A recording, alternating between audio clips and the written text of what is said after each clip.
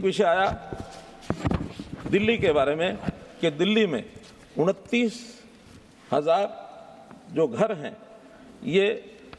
योजना के अंदर स्वीकृत किए गए थे, लेकिन ये संख्या बहुत कम है और उसके आगे या तो सरकार ने मांगे नहीं या उन्हें घर कम दिए गए। मैं इसमें का विषय स्पष्ट करना चाहता हूं कि जब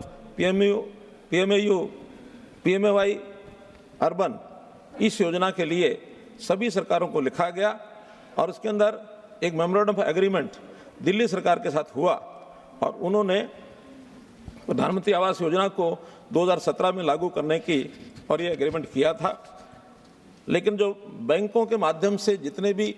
बेनिफिशरीज ने एप्लीकेशंस दी वो 29,976 लोग थे, जिनको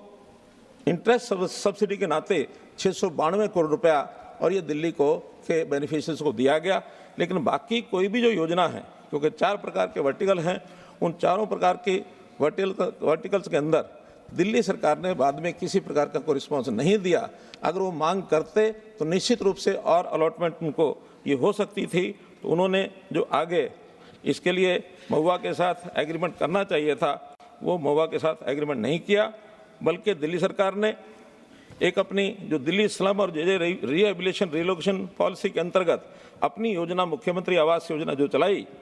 2019 में, उसमें भी कोई किसी प्रकार की जानकारी या अथवा कोई डिमांड वो प्रधानमंत्री आवास योजना के अंतर्गत जो केंद्रीय सहायता के लिए अप्लाई ही नहीं किया। तो इसलिए उनको किसी प्रकार की सहायता देना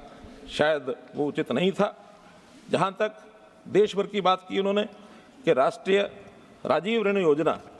उसके अंदर उन्होंने इसकी तुलना की है इस योजना की। तो मेरा उसमें निवेदन यही है कि पूरे देश में राजीव ऋण योजना के अंतर्गत 15,000 लोगों को ही सहायता दी गई, जबकि ये योजना देश भर में लागू करने के बाद 29 लाख लोगों को, स्लम बस्तियों के लोगों को और पिछले 10 साल के अंदर इसका लाभ हुआ। तो एक प्रकार 15,000 लोगों की बात कह रहे हैं, राशि कम हो दी हो ज़्यादा दी हो, लेकिन टोटल जो बजट है उस बजट का भी हमको इसके अंदर ज़रूर ध्यान रखना चाहिए कि 13 लाख लोगों को योजना में जो बजट का हिस्सा मिला वो बहुत कम मिला, लेकिन हम लोगों ने उनसे 13 गुना ज़्यादा बजट इस योजना में 12,885 करोड़ रुपया ये दिया है, जिससे उन स्लम के लोगों को ये योजना का लाभ हुआ है। जहाँ तक बाकी शेष लोगों को, यानी स्लम के ही लोगों, स्लम की बात क्यों नहीं की गई, बाकी और अन्य यानी जो कैटेगरीज हैं उनको लाभ क्यों दिया गया। मेरा कहना है कि इसमें कुल मिलाकर के जो बजट का साइज़ है उस समय 2004 से 14 कुल मिलाकर के सभी प्रोजेक्ट्स के अंदर 38,000 करोड़ रुपए का ही बजट खर्च किया गया और उस 38,000 को मान लो स्लम में लगाया भी गया हो तो हमारे 10 साल के अंदर उससे ज़्यादा 50,000 करोड़ रुपए से ज़्यादा उसी एक योजना में खर्च किया गया। और अगर टोटल हाउसिंग की इस प्रोजेक्ट के ऊपर योजना में बताया जाए तो 8 लाख करोड़ रुपए से भी ज़्यादा 10 साल में लगाए गए। तो कहाँ 38,000 करोड़ और कहाँ 8 लाख करोड़ रुपया। तो जिस एक वर्टिकल की बात कर रहे हैं, ऐसा नहीं कि हम उसमें पैसा खर्च नहीं कर रहे, हम उसमें भी कर रहे हैं। जितना स्टेट्स उसके अंदर हमको अपनी योजनाओं के बारे में डिमांड करते हैं वो सारा उसमें दिया जाता है। लेकिन उसके बाद जिनके पास मानो प्लॉट्स हैं, क्योंकि बहुत ऐसे परिवार हैं जो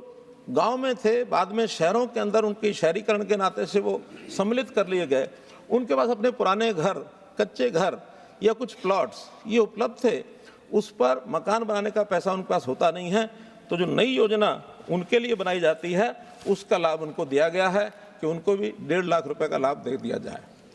कुछ ऐसे लोग हैं जो बैंकों से ऋण ले सकते हैं, लेकिन उनके पास ब्याज देने के नाते से जो दबाव पड़ता है उसको सहन नहीं करते हैं। तो जो ब्याज की जो स्कीम बनाई गई है उस ब्याज को देने के लिए भी उनको एप्लीकेशन बैंकों के द्वारा मांगी जाती हैं, उस योजना में भी उनको लाभ दिया जाता है। और इसी प्रकार अफोर्डेबल हाउसिंग स्कीम,